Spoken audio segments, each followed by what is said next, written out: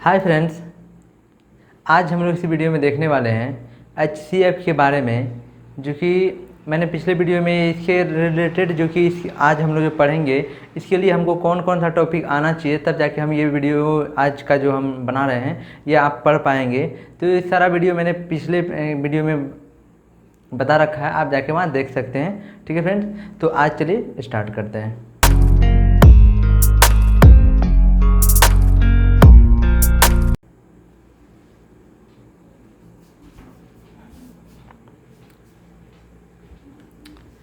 Friends देखिए, यहाँ लिखा है कि महत्तम समावर्तक, जिसको हिंदी में इसको बोलते हैं महत्तम समापवर्तक, या फिर इंग्लिश में बोलते हैं हाईएस्ट कॉमन फैक्टर, या फिर इसको शॉर्ट टर्म में बोलते हैं HCF।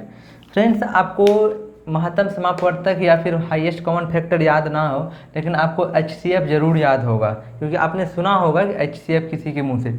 लेकिन फ्रेंड्स, आज उसके बारे में पूरा जानने वाले हैं। इसका डिफिनेशन भी लिखा हुआ, डिफिनेशन देखिए क्या कह रहा है कि दो या दो से अधिक दी हुई संख्याओं के सार्वगुणनखंड, ठीक है, में सबसे बड़ा सार्वगुणनखंड को दी हुई संख्याओं का महत्तम समापवर्तक कहा जाता है। फिर इसका क्या मतलब हुआ, मैंने इसे पिछले वीडियो में आपको बताए थे, पिछले से भी पिछले वीडियो में, कि सार्वगुणनखंड क्या होता है, सार्वगुणज क्या होता है और सह अभाज्य गुणनखंड, ऐसा ही कुछ था जो टॉपिक आपको मैंने बता रखा है। ठीक है, वहाँ पे क्या कहते हैं, सार्वगुणनखंड के बारे में मैंने बताया है कि सार्वगुणनखंड क्या होता है। फ्रेंड्स, सार्वगुणनखंड ये होता है, एक झलक पहले देख लेते हैं, तब फिर हम लोग ऐसे देखेंगे। मान चलिए कि एक 20 है हमारा संख्या, इसका गुणनखंड निकालेंगे। इसका गुणनखंड क्या होगा, 10। गुणनखंड किसको बोलते हैं, जिस चीज संख्या से हमारा ये भाग लग जाए। ठीक है, तो 1 से भाग लगेगा, फिर क्या 2 से लगेगा, 4 से लगेगा, 5 से लगेगा और 10 से लगेगा, और हमारा ये 20 से खुद लगेगा। ठीक है फ्रेंड, ये हमारा क्या कहलाएगा, ये इसका गुणनखंड कहलाएगा। ठीक है, उसी तरह से और हम देख लेते हैं, एक 18 देख लेते हैं। ठीक है, 18 का कौन कौन होगा, 1 होगा, 2 होगा, 3 होगा, उसके 4 नहीं होगा, 5 नहीं होगा, 6 होगा, और उसके बाद देखिए उसके बाद फिर 9 होगा, और हमारा कौन होगा, 9 के बाद 18 डायरेक्ट होगा। ठीक है फ्रेंड्स, तो ये हमारा 18 का गुणनखंड आया, और ये हमारा ये 20 का गुणनखंड आया। तो फ्रेंड्स, यहाँ पे क्या बोला है कि दी हुई संख्याओं के सार्वगुणनखंड, मतलब मान चलिए ये 2 संख्या में रहा, तो ये 2 संख्या में देखिए इसमें क्या, एक ही इसमें सार्वगुणनखंड कहते हैं किसको, वो देखने। सार्वगुणनखंड उसको कहते हैं जो दोनों में हो, जैसे 1 दोनों में है, उसके बाद 2 दोनों में है, 4 इसमें कहीं नहीं है, फिर देखिए ये 6 आया, 5 इसमें कहीं नहीं है, 10 इसमें कहीं नहीं है, 20 इसमें।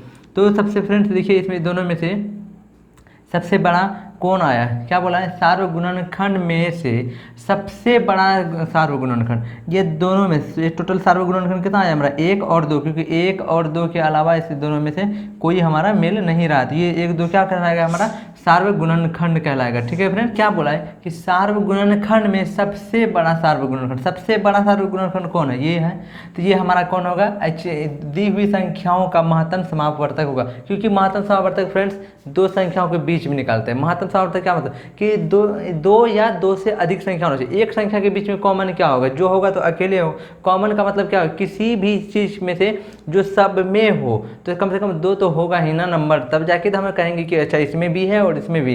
कहीं एक ही नंबर, तो एक में तो है, ये है, तो इसमें कोई मतलब नहीं बनता हमारे को HCF निकालने के। ठीक, HCF निकालने के लिए आपको ये भी रूल याद रखेंगे, HCF निकालने कम से कम हमें 2 नंबर तो चाहिए ही, और उससे ज़्यादा जितना भी नंबर हो उससे कोई दिक्कत नहीं है, हम 10 20 25 जितना नंबर लेना हो, लेकिन कम से कम हमें 2 नंबर चाहिए, तब जाके हम क्या कर सकते हैं, HCF निकाल सकते हैं। ओके, तो चलिए इधर देखते हैं। तो ये क्या कहा, तो ये 10 और 1 20 और 18 का हमारा इस सबसे बड़ा। तो अब हम एक क्या कहते हैं, अब जो एक सीधा सरल आसान जो तरीका है उसके थ्रू हम लोग देखते हैं कि सच में ये हमारा 2 ही आता है कि नहीं।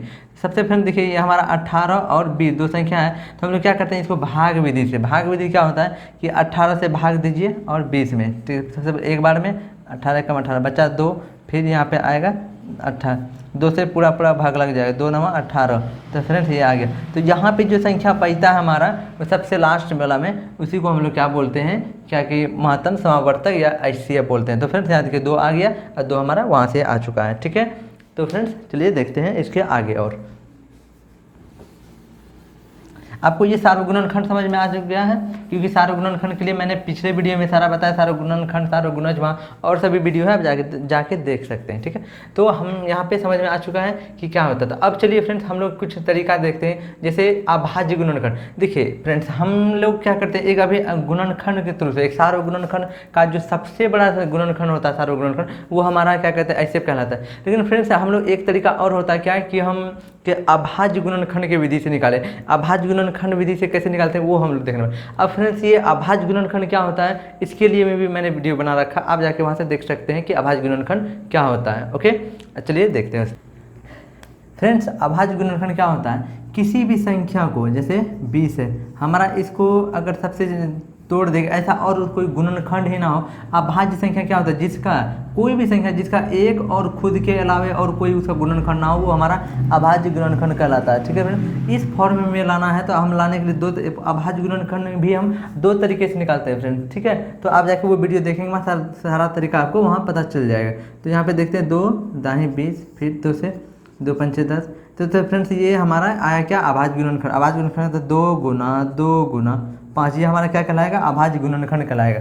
ठीक है फ्रेंड्स, तो अभाज्य गुणनखंड से कैसे निकालेंगे, अब देखिए हम लोग 18 और 20 का लिए थे, तो 20 का निकाले, अब 18 का अभाज्य गुणनखंड निकालेंगे अलग अलग करके। ठीक है, तो 2 9 18, फिर 2 गुना 3 तिया 9। ठीक है, तो इसका अभाज्य गुणनखंड कितना आया, 2 गुना 3 गुना 3। तो फ्रेंड्स यहाँ पे देखिए, अब हम यहाँ अब दोनों का तो ये हमारा क्या कहलाएगा, अभाज्य गुणनखंड विधि। इससे पहले क्या निकाले थे मैंने, सार्वगुणनखंड। ठीक है, ये अभाज्य गुणनखंड है। फ्रेंड्स अभाज्य गुणनखंड में होता क्या है कि आप दोनों का अभाज्य गुणनखंड निकाल लिए। अब इसमें से देखिए कॉमन कौन कौन संख्या आ रहा है मेरा, ये कॉमन आ रहा है, इसके सिवा और कोई कॉमन है, क्योंकि 2 यहाँ पे है और 2 और है नहीं, 5 यहाँ है तो 5 और नहीं है। तो फ्रेंड्स 2 आया तो वैसे पे 2 ही लिखाएगा, उस दोनों को जो कॉमन आएगा उसको एक बार लिखना है। एक बार मैंने लिखा और कोई संख्या मेरा नहीं आ रहा है, इसीलिए हमारा कितना ही होगा, यहाँ से भी हमें पता चला 2। तो फ्रेंड्स मैंने एक ही नंबर को 3 विधि से आपको बताया कि HCF कैसे निकालते हैं। ये हुआ हमारा अभाज्य गुणनखंड विधि, और सबसे पहले जो बताया था मैंने वो था हमारा क्या कि सार्वगुणनखंड विधि, मतलब गुणनखंड निकालते थे, उसमें से जो सार्वगुणनखंड सबसे बड़ा होता है वो हमारा अभाज्य गुण क्या कहते हैं, महत्तम समावर्तक कहलाता है। ठीक है फ्रेंड्स, और हमारा एक नियम यहाँ पे बताए थे आपको भाग विधि से। भाग विधि से क्या होता था कि 18 से मैंने 20 में भाग दिया था, जो सबसे लास्ट में जो हमारा भाजक आता है वही हमारा क्या कहलाता है, क्या कहलाता है, महत्तम समावर्तक या HCF। ठीक है, महत्तम समावर्तक या फिर HCF कहलाता है। तो फ्रेंड्स यहाँ पे आए आप समझ गए होंगे कि HCF क्या होता है, बिल्कुल आसान, कुछ ज़्यादा टेंशन नहीं। अब मान चलिए अगर 3 संख्याओं का HCF निकालना हो तो हम कैसे निकालेंगे वो चलिए देखते हैं। ठीक है फ्रेंड्स, तो 3 संख्याओं का HCF निकालने के लिए मान चलिए यहाँ पे 2 संख्या हम ले लिए, अब देखिए और एक संख्या ले लेते हैं, और एक संख्या ले, तो हम भाग विधि से उसको भी देखते हैं, या फिर इसके अभाज्य गुणनखंड विधि से भी किसी भी तरीक़ा से आप बना सकते हैं। ठीक है, तो हम भाग विधि से ही देखते हैं।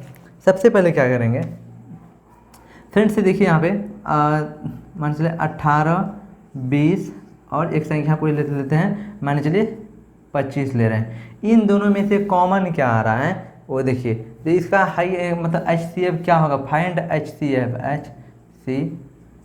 ठीक है, तो हाईएस्ट कॉमन फैक्टर। ठीक है, तो अब देखिए फ्रेंड्स सबसे पहले हम क्या करेंगे, छोटे से बड़े में, और सबसे पहले हम 2 संख्या में, वो कोई भी अब चाहते तो आप ये दोनों में निकाल सकते हैं पहले, या फिर ये दोनों में निकालिए, इससे कोई हर्ज नहीं, या फिर ये दोनों में निकाल लीजिए आप, ऐसा कोई दिक्कत नहीं है। आप किसी एक मतलब किसी भी 2 संख्या को आप मान के उसका पहले कॉमन फैक्टर निकाल लें। ठीक है, तो देखिए कॉमन फैक्टर कौन होगा, मतलब कि ऐसे हाईएस्ट कॉमन फैक्टर, तो 18 और 20 का हम निकालते हैं, तो 18 भागा किस में देंगे, 20 में, तो कितना हो जाएगा हमारा, एक बार में 18, खत्म कहानी, बचा 2, फिर ये वाला संख्या को यहाँ आ जाएगा हमारा, और इसको हम भाग देंगे तो कितना आ जाएगा, 2 9 18। फ्रेंड्स यहाँ देखिए हमारा जो इसका भाजक है, ये भाज्य है, ये भाजक है, ये भागफल, ये हमारा शेषफल यहाँ पे जो आता है ये शेषफल। तो इसका शेषफल में को भाजक बनाकर, ये इसका जो भाजक था उसको फिर हम भाज्य बना देंगे। इसी प्रक्रिया हमारा बार बार रिपीट होते रहता है जब तक कि कट नहीं जाता पूरा। ये हमारा कट गया। ठीक है फ्रेंड, तो यहाँ से देखिए अब 2 आ चुका है। अब ये 2 में 25 से हम क्या करेंगे, 25 में ये जो हमारा कॉमन फैक्टर इसका जो आया उसकी ये संख्या अब क्या किससे में हम अब 25 के ये दोनों के बीच आप कॉमन फैक्टर निकालेंगे, यही हमारा फाइनल आंसर होगा 2 और 25। ठीक है, 2 और 25 में कौन कौन होता है, देखिए 2 को एकम 2, बचा कितना 0, 5, 2 दूना 4, तो हमारा आ गया 4 बचा 1। तो फ्रेंड्स ये देखिए इससे छोटा आ गया यहाँ पे, मतलब कि इसको यहाँ 2 से यहाँ लेके आएंगे, एक ही बार में हम लगा सकते थे, कोई दिक्कत नहीं, भाग लेके आए, यहाँ पे 1 बचा।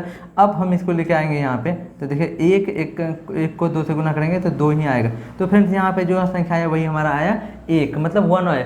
तो फ्रेंड्स से कहने का ये मतलब हुआ कि ये तीनों के बीच में HCF जो आया वो हमारा कितना आया, 1 आया। HCF इक्वल टू हमारा कितना आया फ्रेंड्स, 1 आया।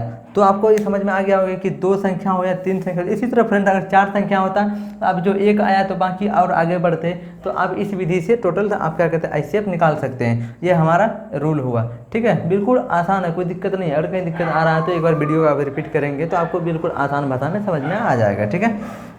तो फ्रेंड्स देखिए कुछ नंबर और आप बना सकते हैं, जैसे कि बहुत सारा संख्या मतलब आप अपने से लेने के ट्राई कर सकते हैं, ठीक है फ्रेंड्स।